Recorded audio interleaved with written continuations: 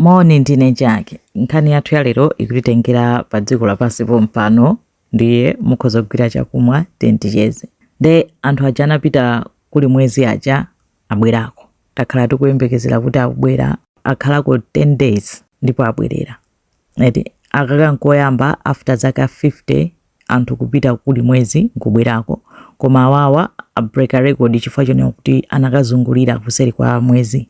Akaona zomwe zili kuseri kwa mwezi atenga zithunzi anafika ndithu pafupi 11,000 kilometers kuyandikira mwezi umene uli pafupi kwambiri pamene anthu sanafikepo. Ndipo anapita kutali 400,000 kilometers kuchoka pa dziko lapansi. Ndi kutali kwambiri. Anthu analali busy kudikirira kuti aonerere. I think panali anthu channel imodzi yokha oonerera kuti akutsika.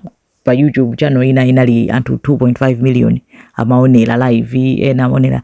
Ndi zinayi zonena kuti it's momentous. Anthu ambiri maso anali ali kutiko, maso anali ali kumeneko. So now ulendo obwerera ndiopsa kwambiri kuposa ulendo opita. Kupita kucha sipaja timangoona chombo chija chanyamuka kumapita amene chimapitira muchaiti kuti booster yakanka. Koma kubwerera ndi kumene kuli kovuta. China chomwe amadalira pobwerera akuti ndi force ya gravity, pull yomwe imatipangisa kuti tizitha kukhala pansi, kuima pansi. Ndi force ija imathandiza kukokaso chani chombo chawo chija, chombo chawo akuchitcha Orion. Polowa mu Earth, Orion inali kuthamanga 40,000 kilometers per hour. Eti auti speed yoposa tuchipolopolo. Sono mene chikuonekera chombocho chikuoneka ngati chikuyaka moto. Chifukwa chake china choti mene chimazafika pa atmosphere ya mu Earth kuti no chikulowa mu Earth mujaiti inapangika compress ndi kukhala no ndi chimoto kutentha kwambiri komwe kunathandiza kuti speed ija ichuluke kwambiri. Komanso kutentha kwake chinatentha kwambiri mpaka na 2700 degrees Celsius kutentha kuposa lava ya volcano. Koma ngakhale chinatentha choncho kunjako heat iyo kutenthako kumapita kunja sukumalowa nkati. Chifukwa choti mene anachipangira chombocho anachipanga kuti nkati momwe chishiku tiyeti chokhala ngati choteteza kuti kutentha kuja kusalowe nkati kuzituluka kuzipita chakunja.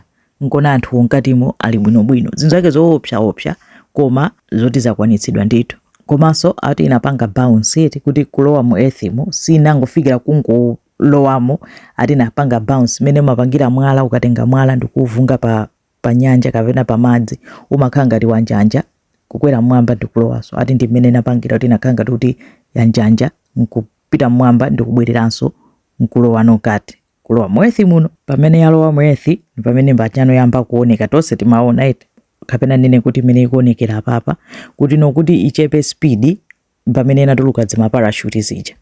Zomwe zathandiza kunena kuti ngasi chimathamanga kwambiri koma ma parachute yacha apangisa kunena kuti chichepetse speed kunena kuti chikamakapanga splash down mu nyanja muja chikachite splash down muno bwino osati chingolowa nkati so kukhala so vuto lina.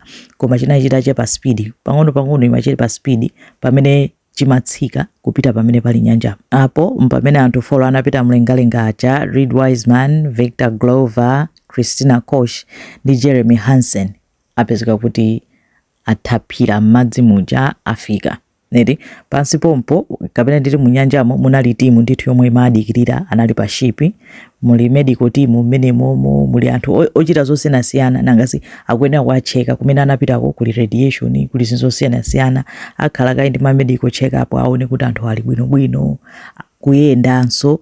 Of course angokhala 10 days sutani chiro khala nthawi yatali bwanji komabe zimakhala zonena kuti ayi mayendedwe yake ayenda bwanji nangasi uko kulibe kuyenda kulibe gravity amangoyandama. Ndi apapa apanga history abwerera anapita kuli mwezi tiona kwina kuzithunzi zomwe atenga olo zomwe achita find out ede tikamva kunena kuti apeza zotani mwina apeza mwinanso zina zodabwitsa tibweranso tidzapanga update. Koma tipitireni Apollo 17 mu 1972 pamene akuti anakatera pa mwezi kupitaso ndi ulendo uno. Of course sanakatere akuyembekezera kuti apita akatera mu chaka cha 2028 kuti akakhazikike no pamene popo. Paja kuli mpikisano opita pa mwezi maiko a USA, China ndi Russia.